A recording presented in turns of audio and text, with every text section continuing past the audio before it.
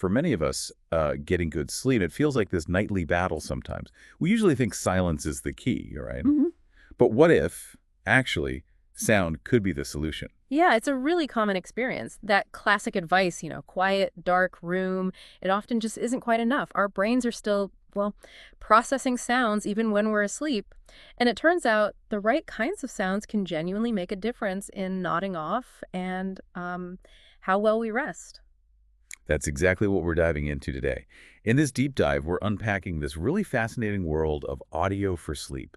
Everything from like soothing bedtime stories, the science behind white noise, all the way to the tech that gets it into your ears, or maybe even under your pillow. We've pulled together insights from sleep experts, tech reviewers. We even looked deep into Spotify's sleep playlists. So you'll hear about specific audiobooks, podcasts designed purely for sleep, some key research findings on different noises and the latest gear like sleep headphones and apps. Our mission really is to sift through all that information and just bring you the most important bits. Right, our goal for you is pretty clear. Expect some surprising facts, explanations that make sense, and practical things you can actually use, things to enhance your nighttime routine, and hopefully, finally, get that really restful sleep. So let's get started. Okay, so first up, let's talk about that comfort we get from stories and sounds before bed. It's something a lot of us remember from being kids, right? Definitely. And it's way more common than you might think. Nearly half of all people actually report using music to help them fall asleep. That's a huge number. And for adults, yeah, audiobooks have really become this powerful tool. They offer that kind of familiar comfort of a story, but without staring at a screen. Okay, so if you're picking an audiobook for sleep, what should you look for? What makes it different from just choosing any old audiobook? Well, the key thing is content that's, soothing and peaceful. And really importantly, it shouldn't make you think too hard. No solving mysteries or following super complicated plots. Think of it more like a gentle mental drift, letting the words just kind of wash over you rather than some thrilling plot twist that keeps you hooked. That makes total sense. Like, you don't want a page turner keeping you awake. Exactly. Are there any specific examples that kind of nail that gentle drift quality? Oh, yeah, absolutely. For those really lulling narratives, English pastoral is great. It's this quiet, poignant history, gives you a nice rhythm that just lets your mind wander. The Boy, the Mole, the Fox and the Horse is another one. It's just a comforting fable, and the author reads it with music and wildlife sounds, which is lovely. And then there's nothing much happens. The title says it all, really. It's literally stories designed to help you fall asleep based on a podcast. Right, right. And what about things that feel familiar? Does knowing the story already help you switch off? Often, yeah. Classics like, say, Little Women, especially if you already know the story inside out, or Pride and Prejudice read by Rosamund Pike. They can be incredibly soothing. Your brain isn't working hard to figure out what happens next? That familiarity is relaxing. Okay. But what if someone wants something maybe a little more engaging, but still gentle? Not totally boring, but calming. Yeah, good question. Stephen Fry's reading of Mythos could work. It brings Greek myths to life, but you can sort of dip in and out without intense focus. Or maybe nature books, like Tristan Gooley's Wild Signs and Star Paths. That's about reading nature signs. Fascinating, but gentle. Even memoirs like James Herriot's All Things Bright and Beautiful, those Yorkshire vet stories, or Bill Bryson's The Body. Just interesting little bits washing over you. Oh, and Stephen Fry also narrates the Sherlock Holmes collection. So if his voice itself is calming for you, that's another option. Wow, okay. So there's a pretty wide range of stuff out there. And the tech helps too, right? Like sleep timers on apps like Audible or Libby. That seems super useful. It really is. Libby's fantastic, by the way. You can often borrow these audiobooks for free using your library card. Big plus. Good tip. Okay, moving on from like traditional stories. We're seeing whole podcasts now specifically made for sleep. That's pretty interesting. It's quite remarkable, isn't it? These shows use all sorts of things, music, stories, guided meditations, all created with that one goal, helping you doze off. So what kinds of podcasts are we talking about? I'm guessing it's not like the latest true crime investigation. Definitely not. Some have really unique approaches, like Sleep With Me. The narrator takes some random topic, goes off on tangents, uses rambling sentences, all in this super soothing monotone. It's basically designed to be, well, boring in the best possible way, to bore you to sleep. Yeah, that's a strategy. What about if you just want sounds, like ambient noise? For that, you've got things like the Deep Energy podcast. It's all immersive soundscapes, rainstorms, streams, ocean waves, with this kind of ethereal background. And for people who like, I don't know, falling asleep, learning something vaguely interesting, like a gentle lecture. Yeah, there's In Our Time. It covers well-researched academic topics. People compare it to dozing off in a college lecture. Interesting enough to occupy your mind a bit, but calm enough to let you drift. And then you have dedicated channels like the Casper Sleep Channel. They do sounds, meditations, bedtime stories, often read by characters like June the Moon. So if you loved bedtime stories as a kid and kind of missed that whole ritual, what's out there for adults now? Good news is it's not just for kids anymore. Lots of adults are using apps like Calm, Headspace, Better Sleep, Slumber, Sleepiest, Sleep Cycle. They all have special story formats just for grown-ups. Are they all pretty much the same, or do they do things differently? Oh, they vary quite a bit, actually. Some, like Calm, lean heavily on celebrity narrators. Others focus on the tone, like Sleepiest uses these comforting British accents, or Sleep Cycle has a Scandinavian one. The content varies too. Headspace has Sleepcast's simple fictional stories. Better Sleep goes more sci-fi or fantasy. Sleep Cycle is more descriptive, almost like a meditation. Plus, many let you tweak things, like add background sounds, and some track your sleep data, like Sleepiest and Sleep Cycle. Okay, let's switch gears to music. We know music is powerful, but what kind of music actually helps with sleep? Is it just, slow classical stuff? That's a great question. And there's some cool research looking at millions of Spotify tracks. Generally, yes, sleep music tends to be softer, slower, more instrumental, often using acoustic instruments. It usually scores lower on things like loudness, energy, danceability, and tempo compared to regular music. Right, that kind of fits what you'd expect, but I heard there were some surprises in that research. There were. While ambient music is definitely a big part of it, surprisingly, popular songs, even ones with pretty high energy and danceability, like Dynamite by BTS or Lovely by Billie Eilish, also show up a lot in people's sleep playlists. That seems weird. High energy music for sleep. How does that work? Well, the thinking is that familiarity and predictability might be just as important as those traditional relaxing qualities. Our brains actually use less energy when they're processing music they already know well. They can predict what's coming. And that ease of processing can help you relax and unwind, even if the song itself isn't typically calming. Hmm. So it's not just about one type of sound. It's really about what makes your brain feel comfortable and sort of safe. Precisely. Individual preference and why you're listening matter hugely. What relaxes one person might just annoy someone else. That personal connection is key. Okay, beyond specific songs or stories, there's this whole category. White noise. What's the actual science here? How does just dot noise dot help us sleep? All right, so white noise isn't just any noise. It's technically defined as sound that has a uniform loudness across all the frequencies we can hear, roughly 20 hertz to 20,000 hertz. And yeah, it's increasingly seen as a good non-drug option to help you fall asleep faster and just get better quality sleep. So it's got a specific sound profile, but how does that profile help? What's it doing? Well, there are two main ideas. First, white noise is really stable. The tone doesn't change, and people often perceive it as natural sounds like rain or waves or rustling leaves. That consistency can create this sense of security, like a safe, comfortable sound cocoon that helps you relax. Okay, a steady, comforting backdrop. What's the second idea? The second is about masking other noises. The World Health Organization reckons almost a quarter of us have sleep problems because of ambient noise. White noise basically helps drown out those disruptive sounds. That constant, louder noise floor makes it harder to notice smaller, sudden sounds like, traffic outside, or the heating clicking on, or yeah, even a snoring partner, things that might otherwise wake you up.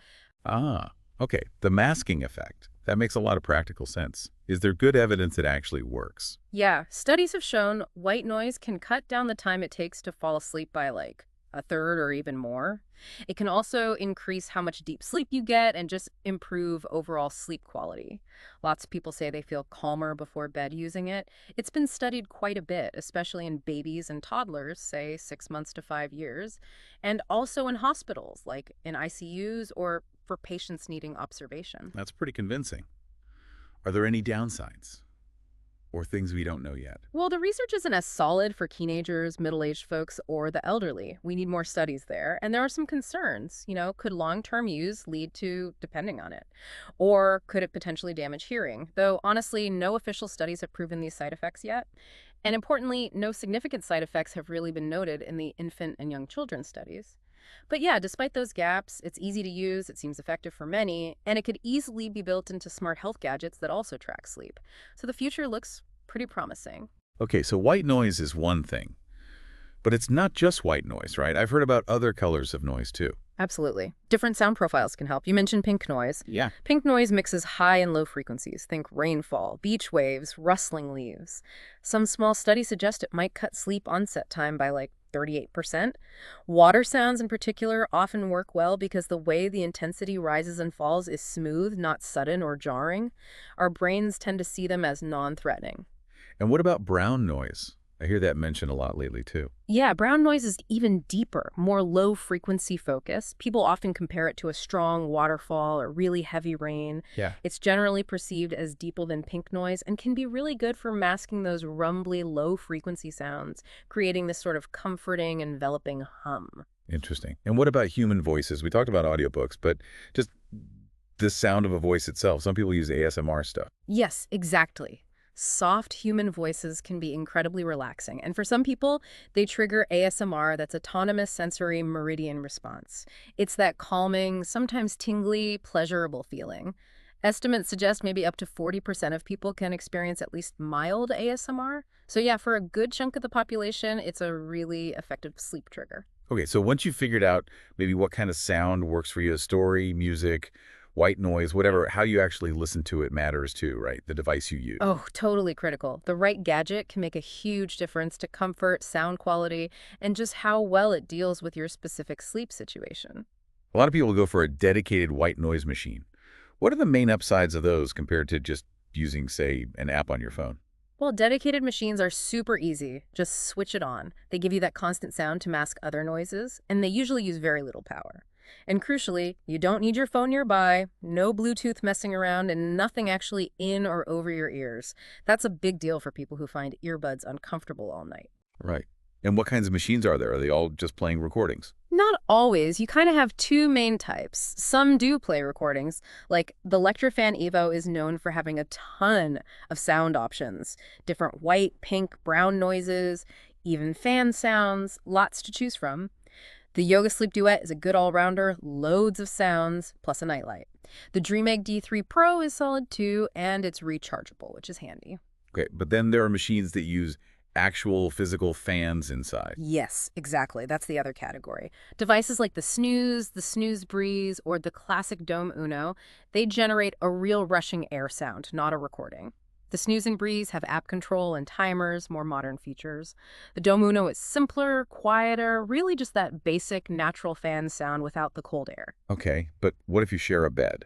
Or you just need that sound right there, blocking everything else out. That's where sleep headphones or earbuds come in. Precisely. They give you direct sound right in your ears, and they're great for blocking external noise. Really creates that personal sound bubble. And yeah, lots of different styles now. So what are the main types we're seeing for sleep-specific headphones or buds? Well, you've got tiny in-ear buds designed for sleep, like the Oslo Sleep Buds. They're small, meant to be comfy even if you roll around, and have their own sound library. Then there's the Anchor Sleep A20. They really focused on a flat ergonomic shape specifically to make them more comfortable for side sleepers, which is a common complaint. They also have passive noise canceling. And then you have actual active noise canceling buds like the Quiet On 3.1. These are tiny too and really good at canceling out low frequency stuff like snoring or traffic. Big battery life. But note, they don't stream audio like music or podcasts. They only do noise canceling. Ah, okay, that's an important distinction. What about people who just hate having anything in their ears while sleeping? Right, for them, headbands or sleep masks with built-in speakers are a great option.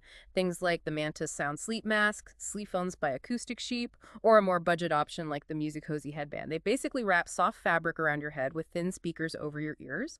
Generally much better for side sleepers than traditional earbuds. Sounds like some good alternatives.